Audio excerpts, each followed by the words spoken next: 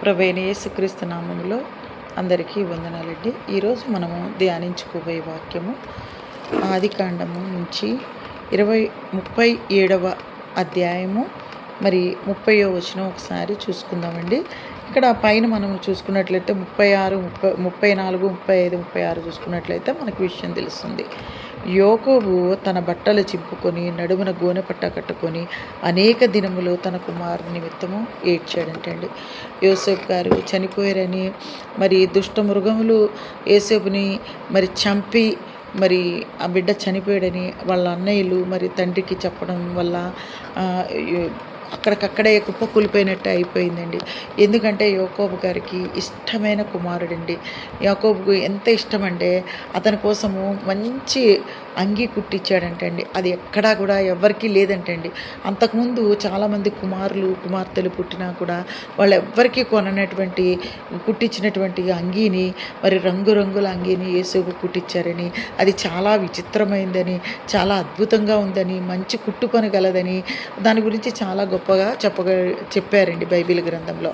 అయితే ఇక్కడ అలాంటి కుమారుడు అంత యాకోబు గారు చాలా ప్రాణానికి ప్రదంగా ప్రేమించేటువంటి ఆ కుమారుడు చనిపోయాడని చెప్పి వాళ్ళ అన్నలు వచ్చి చెప్పడం వల్ల ఆ మాట యాకోబు గారు, తండ్రి అని యాకోబు గారు వింటానే చాలా చాలా బట్టలు చింపుకున్నారంటండి. ఆయన ఓదార్చడం ఎవ్వరి వల్ల కాలేదంటండి.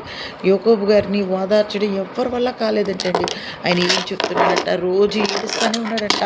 ఆయన ఎంతగా బాధపడుతున్నాడంటే ఆ బాధని తట్టుకోలేక, అంటే మనకెవరైనా ప్రియమైన వారు మన ఇంట్లో వాళ్ళు చనిపోయినప్పుడు మనకి సేమ్ పరిస్థితి ఉంటుందండి. మనం కూడా చనిపోదామా, మనం కూడా ఈ లోకంలో ఎందుకు, ఎలా జీవించాలి, బ్రతకలేము, వ్యర్థము అన్నట్టు అనిపిస్తుందండి. దేవుడు ఎంతవరకు ఎవరికి ఆయుష్ ఇచ్చాడో అంతవరకు వాళ్ళు బ్రతుకుతారు. ఎవరి వరుస క్రమం చెప్పిన ఒక రేషన్ షాప్లో మనం బియ్యం తీసుకోవడానికి వెళ్ళినప్పుడు ఎవరు వరుస క్రమం తప్పిన వాళ్ళు ఆ బియ్యం వేయించుకొని వెళ్ళిపోతూనే ఉంటారండి. లేకపోతే ఏదైనా ఒక వస్తువులు కొన్నప్పుడు లైన్లో నుంచినప్పుడు ఎవరు వరుస క్రమం చెప్పిన వారు ఆ సామాన్లు తీసుకొని వెళ్ళిపోవడం జరుగుతుందండి. అలాగే మన ఈ జీవిత కాలంలో కూడా ఎవరి టైం వచ్చినప్పుడు వరుస క్రమం చెప్పిన వారి టైం వచ్చినప్పుడు వారు ఖచ్చితంగా వెళ్ళిపోవాలండి. మరణము ఎవ్వరికీ అతీతం కాదండి. ప్రతి ఒక్కరూ మరణాన్ని రుచి చూడాలని బైబిల్ గ్రంథం చెప్తుంది. ఆ ప్రకారం ఇప్పటి వరకు జరుగుతూ పోతూ ఉందండి. అయితే ఇక్కడ యాకోబు గారు యోసేపు గారు చనిపోయారనేసి చాలా బాధపడ్డారండి. చాలా చాలా ఏడ్చారండి. ఆయన ఏమని చెప్తున్నారంటే, మృతుల లోకంలోకి ఈ బాధ నా కొడుకు లేకోకుండా, నా కుమారుడు లేకుండా నేను తట్టుకోలేకపోతున్నాను. మృతుల లోకంలోకి నేను వెళ్ళిపోతాను. నా కొడుకు ఎలాగో నా దగ్గరికి రాడు, కాబట్టి నేను మృతుల లోకంలోకి దిగిపోతాను అని ఇక్కడ యాకోబు గారు చెప్తున్నారండి. మృతుల లోకం, చనిపోయినటువంటి ప్రతి ఒక్క ఆత్మ, అది మంచి ఆత్మ అయినా చెడ్డ ఆత్మ అయినా, దేవునికి నచ్చి చనిపోయినా దేవునికి నచ్చకోకుండా చనిపోయినా కూడా ఆ ఆత్మలన్నీ కూడా మృతుల లోకంలో ఉంటాయని బైబిల్ వాక్యం చెప్తుందండి. అయితే దేవుని నమ్మి విశ్వసించి నీతిగా బతికిన వారికి పరదేశు అనేటువంటి ఒక నెమ్మది కలిగిన ప్రదేశం ఉంటుందంటండి. శాంతి సమాధానాలు కలిగినటువంటి ప్రదేశం ఉంటుందంటండి. అక్కడ చింత ఉండదంటండి. పరలోకం కోసం వెయిట్ చేస్తూ ఉంటారంటండి ఆత్మలు. అలాంటి ప్రదేశానికి వెళ్తారు.